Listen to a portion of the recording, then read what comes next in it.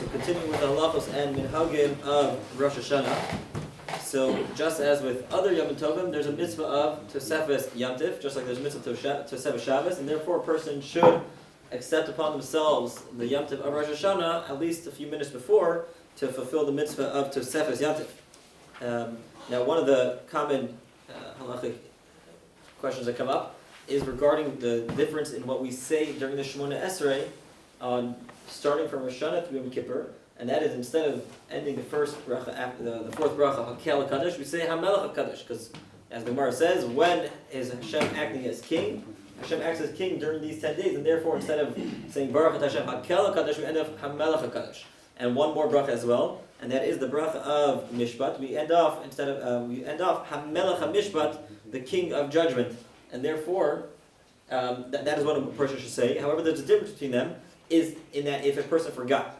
Let's say a person forgot to say HaMelech HaKadosh, he said HaKeil HaKadosh.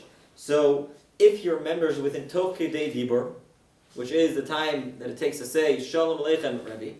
So if a person remembers within that time frame, he can go back and say HaMelech HaKadosh. He can rectify the mistake. However, if he waited beyond the time, or let's say he didn't wait beyond the time, but he already started the next bracha. He started Atachoni, which is the bracha after that. So in such a case, he'd have to go back to Shemona Esrei. But that's with regard to the first one, HaKeil HaKadosh. However, when it comes to HaMelech HaMishpat, if a person forgot that, and he said as he usually does, he would not go back, and he would continue on. There actually is an opinion that says that this halacha, so obviously we're on Rosh Hashanah itself, we only say the bracha of HaKeil HaKadosh, right, or HaMelech HaKadosh rather. But we don't say, I just did it myself, we're not going to say Mishpat. There is an opinion that on the first night of Rosh Hashanah, if a person says HaKeil HaKadosh, he does not go back, and that does seem to be the custom. Specifically on the first night of Rosh Hashanah, if a person by mistake said HaKeil HaKadosh, he would not go back.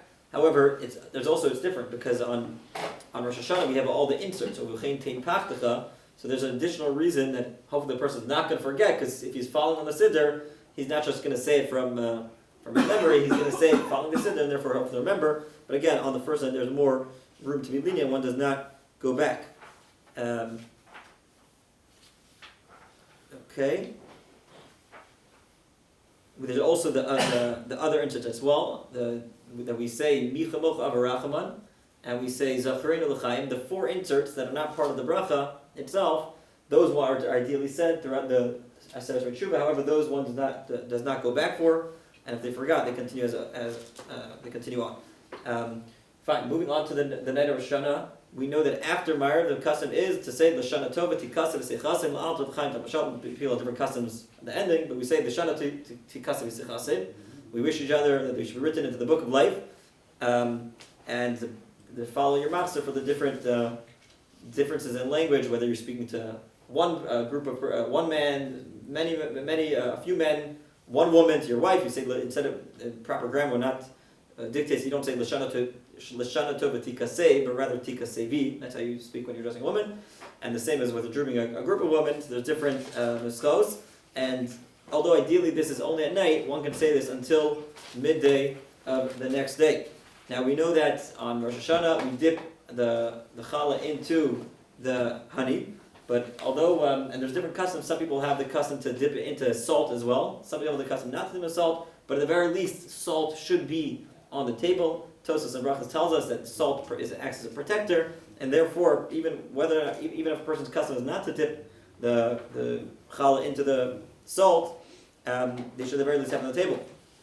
We know that there's also a mitzvah of simchas yatif. That is, there's a mitzvah to have joy in yatif, and on Rosh Hashanah as well, a person should make sure to do this. We know there's a mitzvah to have basar, to have yayin, all these things which bring joy. A person should fulfill on Yom Tov itself, as well as we know there's also a mitzvah to buy one's wife jewelry or a garment of clothing, before Yom Tov, and a person should do that for Rosh Hashanah as well. And we also know that the Simanim, right? So the Gemara in Krisis, I believe. Krisis, thank you. Says that now that we know that Siman Milsi, that a Siman is significant, therefore on Rosh Hashanah, a person should eat these Simanim. Now obviously it's not some magic, it's not voodoo that by eating the Simanim you're guaranteed to have a good year, but rather hopefully it brings a person to inspire Tefillah, or his Aseres to inspire him to do Tshuva. That's the primary thing that he's going for. But we eat the apple a sweet apple with honey to inspire to have a good year. A rimon, because it's full of, we know that the Chazal say that the Jewish people are filled with mitzvos like a pomegranate. So we eat all these things in the hopes to have a good year. And it's interesting, it's also, it could be modern day, it could be modern, it's not only the things that have like a rimon, which has significance of that. If a person could come up with their own siman of things that, I don't know, come up with something for, I'm trying to think. The kid used to come up with their own Simanim, right? Raisin and a celery. Exactly, that's what I was thinking. Raisin celery, because that raisin celery, these are also as well, and obviously it's the tefillah behind the account. One last interesting point, and that is, I would venture to assume that most people, what's the first thing they do? The apple and honey, right? So there's only one slight issue, and that is if we're going to have a tama or a date, or we're going to have a rimon later. So really, it would seem that we know that what the halacha is when you have different fruits in front of you. You're supposed to make on the Shiva Shofteinu first. So technically, it should be done in that first. However, there are many who do have the custom. Some people are miyash of the custom. They justify why it is that specifically Rosh Hashanah we're allowed to make on the apple first. So if a person has the minhag to do the apple first, he may continue doing so. But if a person has no such minhag, then really he should do the Shiva Shofteinu first. And one final point is that a person definitely makes a bracha, although it's technically going to come after we washed. So normally the hamotzi covers everything you're going to eat. However, since this is not coming as part of the meal, right? This is not coming to satisfy a person, to satiate a person for a meal. That's why he makes a bracha on these things. And for the first siman, a person should make the bracha, take a bite, and then say the hirasam, because he doesn't want to have a hefsek. He doesn't want to create a gap between the bracha and eating. However, for the next siman, when he's already he no longer needs to make a bracha, the custom is to first say the hirasam, first say the prayer, and then eat the particular siman.